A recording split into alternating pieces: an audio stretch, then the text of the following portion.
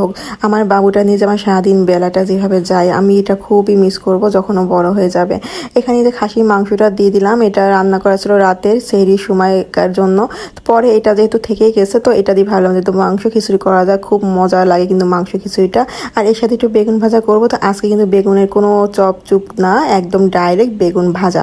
অনেকদিন হয়ে গেছে বেগুন ভাজাটা কিন্তু খাওয়া হয় না, যেহেতু রমজানের সময় তো ইফতারের সময় আমরা বেগুন চপ খেয়ে থাকি, এই জন্য এগুলো করাও হয় না। তো আজকে একটু করে ফেললাম। আর একটু হালকা পাতলা ইফতারি গুছাই নিলাম, কিন্তু আমার বাবু সোনা তো বড়া চাই, ওকে তো একটু বড়া ফ্রেশ বড়া বানিয়ে দিতে হবে, যেহেতু আমরা আজকে ভাজা পোড়া করিনি। পরে কি করা, ফ্রিজ থেকে একটু ডাল বের করে ওইটা একটু ব্লেন্ড করে নিলাম, নিয়ে ওর জন্য এটা ভাজবো বলে। আর এখানে দিয়ে দিলাম ঘিটা একটু বেশি করে দিব, কারণ খিচুড়ির মাঝে একটু ঘি দিলে না বেশ ঘেরান আসে।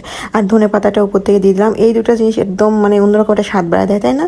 তো বাবুর জন্য একদম ঝাল ছাড়া এখানে তাড়াতাড়ি করে বড়া ভাজতে দিলাম।